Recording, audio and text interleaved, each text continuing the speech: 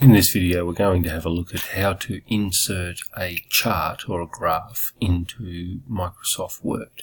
In another video I show how you can just cut or copy and paste your graph from Excel into Word, but this is just an alternative and you may even find this an easier method. Okay, so I've got a Word document open here and I'm going to go to Insert. When it comes up, Insert, and you can go Chart here. Now the alternative is to look at Object, okay, and select Object, and you have a range of objects that you can enter down here.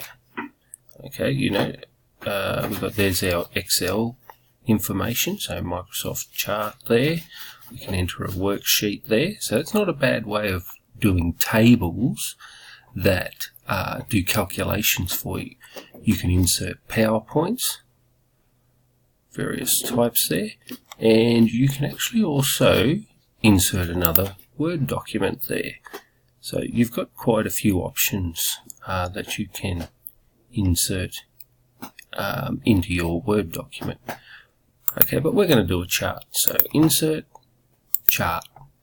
You see we get our options up and down here, box and whisker plot if you're in an older age group, X, Y scatter plot here, but I'm going to have a look at the columns. Okay, so we'll click on the columns and enter away. Now you see it gives you your chart here and your Excel down here. Okay, so I like to just make it a little bit bigger, and let's just say we're going to enter our X data down this column, and I don't know, that's 10, that's 22, 34 and 5, and then here it's 9, 19, 27 and 9 again. Okay, and you can see as you type in the data that the graph is automatically changing for you. 5, 7. Okay, see the graph is automatically changing for you, and that's pretty much it. Once that's done, you can double click in there, change your chart title. Now you got up here design. You can now go and add chart element, add your axes titles, okay, add your data labels.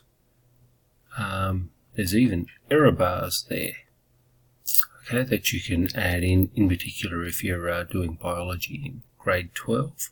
So you've got all sorts of options that you can use there. Okay, thanks for listening there.